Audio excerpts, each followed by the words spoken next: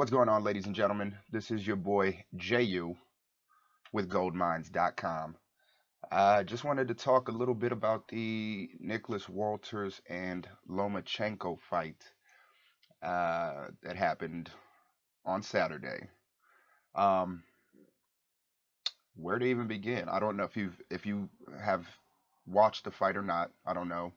But basically, what it ended up being was 7 rounds of a clinic by Lomachenko on Nicholas Walters. Nicholas Walters quit on the stool, didn't want to come out for the eighth. Um, Definitely disappointed in Nicholas Walters, but I think there's a lot of factors that kind of go into that. I don't think um, I don't think this fight was nearly as close as it was even sold or hyped up to be. I think Lomachenko by far is a much more evolved fighter than Nicholas Walters. And I don't even think that's taking anything away from Nicholas Walters, because to be quite honest right now, I can't imagine a fighter that's beating Lomachenko. And I'll get to that later, but that's not taking away from Nicholas Walters. I watched his fight against Sosa, and the Donaire fights, and Walters has always been a good fighter. I don't think anybody, you can say Nonito Donaire was over the hill, but if he won that fight, he wouldn't have been, right? So um, it's whatever. But at the end of the day, Nicholas Walters is a good fighter. Lomachenko is a once in a lifetime fighter. I've been telling people I think he is by far the best fighter walking around right now. He hasn't been tested, so it's hard to say like a Chocolatito, for example. I think he's definitely been tested, and there's a reason he's pound for pound number one. I think Lomachenko has the very very realistic capability of taking that title from him. I haven't seen a boxer that moves like this guy right here. He's special, right? So, um, yeah. I mean, sucks that Nicholas Walters quit. I mean, basically, what it boiled down to was this: by round four, you had Nicholas Walters basically maxed out. He was operating on all cylinders.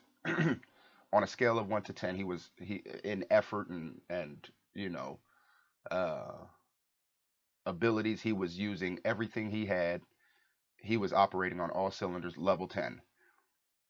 And at about that same time, Lomachenko was probably operating at a 5, just warming up.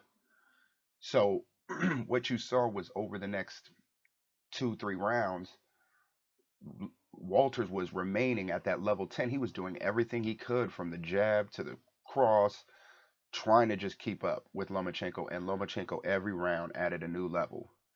And their level 10s look way different.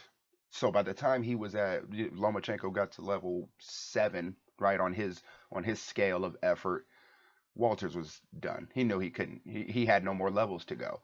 And you kept hearing the commentator say he has to turn it up another level because Lomachenko did. He was already maxed out 2, 3 rounds prior. So, anyways, I understood why he quit. Nobody really wants to ever see that from a fighter.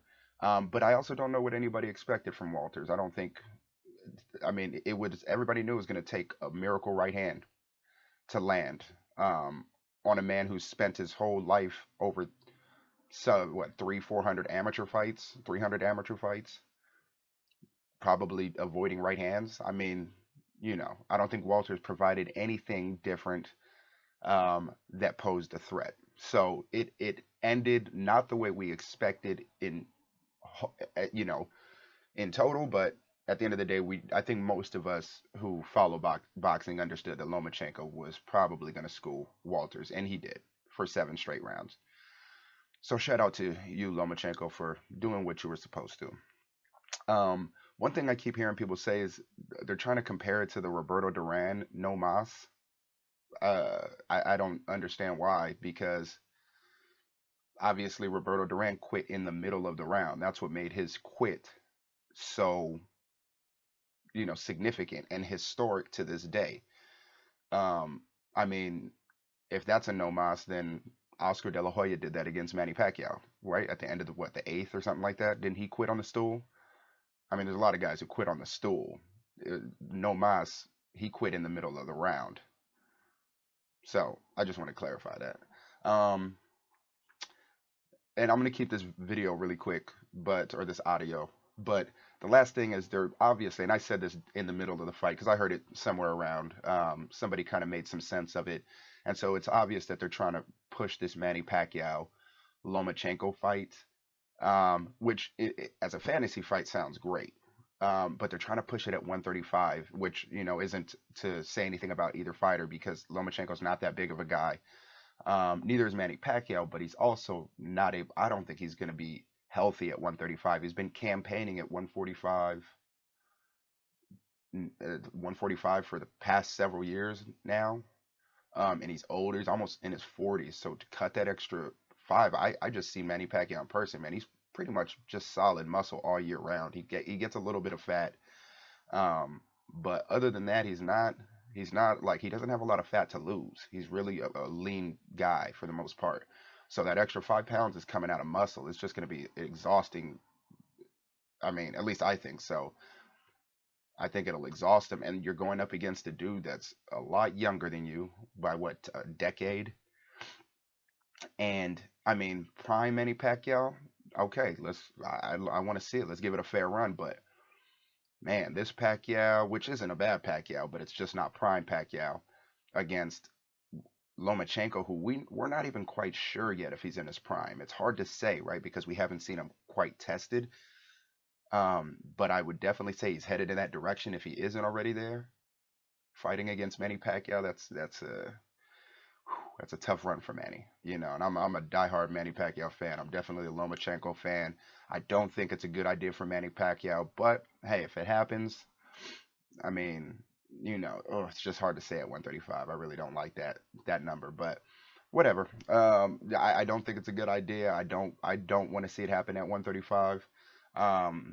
But if it does have to happen, and that's the way that Bob Arum decides to pass his torch, which I think is essentially what he's trying to do, find his next star because Manny's on his way out, then I would be happy to see it go to Lomachenko. I think he's the prime example of what a great fighter should be.